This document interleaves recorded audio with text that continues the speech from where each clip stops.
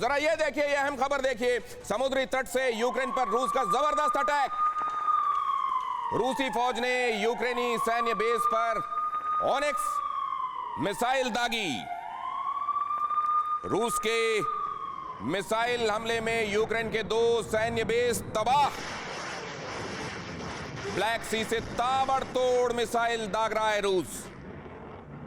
और आपको याद होगा, कन्वेंशनल तरीकों पर से जब अकीदा हटता है कि आप कन्वेंशनल तरीके काम नहीं कर रहे हैं, तो घातक हथियारों की तरफ बात जाती है। और घातक हथियारों में सबसे घातक है परमाणु अस्त्र।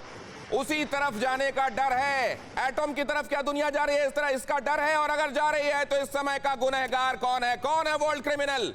एक बार फिर से यह बात समझने के लिए जाते हैं कमर आगा साहब के पास। कमर आगा साहब, मौजूदा सिनेरियो क्या कोई सबक देकर जा रहा है इन इंटरनेशनल इंस्टीट्यूशंस के संदर्भ में? देखिए, एक चीज साफ है, रशिया बहुत शक्तिशाली देश है, आप उसको कंटेन नहीं कर सकती। जो अमेरिकन प्लान है कि हम उसको कंटेन कर देंगे, बाइडेन साहब जिस तरह सोच रहे हैं, वो संभव नहीं है। वो किसी हद तक जा सकता है।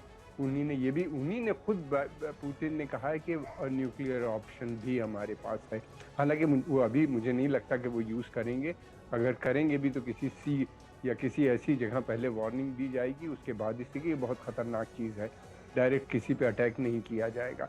तो कहने का मेरा तात्पर्य यह है कि रशिया को कंटेन नहीं किया जा सकता। और जिस तरीके से रशिया को कोशिश की जा रही है घेरने की, और जिस तरीके के सैंक्शंस लगाए जा रहे हैं, जिस तरीके से उसको डील किया जा रहा है, ये मैं समझता हूँ बहुत गलत है। जिस तरीके से डील किया जा रहा है वो गलत है। ये आपकी बात दोहरा देता हूं, आप कंटेन नहीं कर सकते रशिया को, लेकिन जिस तरीके से डील कर रहे हैं वो बेहद गलत है। अगले मेहमान के पास जाने से पहले अहम खबर आपको बता दूं, खंडहर होते यूक्रेन में खफा पोप फ्रांसिस। पोप ने बूचा नरसंहार की कड़ी निंदा की। पोप फ्रांसिस ने यूक्रेन के झंडे को चूमा। पोप ने युद्ध खत्म करने की अपील की। यूक्रेन से आए बच्चों का पोप ने स्वागत किया। ये बहुत अहम मैसेजिंग है, ये बहुत अहम संदेश देने की कोशिश है। लेकिन सवाल ये है कि ये तो एक बड़े धार्मिक नेता की तरफ से हुआ है, लेकिन वो संस्थाएं जिनके हाथों में कुछ करने की जिम्मेदारी है, वो संस्थाएं क्या कर रही हैं? पूरी दुनिया का सपोर्ट, पूरी दुनिया का ओपिनियन, लेकिन उन संस्थाओं का अपनी जिम्मेदारी निभाने के वक्त उनका रोल क्या है? सुहास चकमा साहब, मैं ये जानना चाहता हूं कि ये वक्त इन इंस्टीट्यूशन को कैसे याद रखा जाएगा इतिहास में? ये सर, जो पहले जो मैं कह चुका हूं, this institutions are not independent. तो उस सरकार मेंबर्स जो भी कहते हैं उसका बाहर नहीं जा सकता है।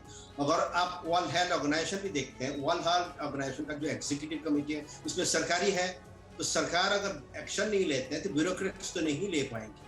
तो इस मामले में और एक चीज कहना चाहूंगा, अगर हम लोग जो कह रहे हैं कि इसमें जो बाइडेन का मेन रिस्पॉन्सिबिलिटी है, मैं ये कहूंगा अगर काल को नेपाल में प्रचंड पावर में आ जाए तो इसका मतलब ये थोड़ी कि हम नेपाल को पूरा ले लें, क्योंकि प्रचंड तो चाइना की तरफ जा रहा है।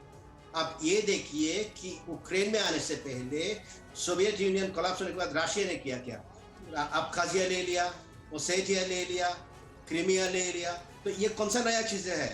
तो ये जो एक बच्चा अगर 18 साल हो जाता है, वो अपना इंडिपेंडेंट डिसीजन ले पाता है कि वो क्या करेगा। और हम बोल रहे हैं इंडिपेंडेंट देश को कि नहीं, आप उस तरफ नहीं जा सकते हैं, आप इस तरफ नहीं जा सकते हैं। अगर इस बेसिस सर, इंडिपेंडेंस जो है वो छंखलता में ना बदल जाए, वो मनमानी में ना बदल जाए, इसीलिए तो इन ऑर्गेनाइजेशंस का अंकुश बनाया गया था ना।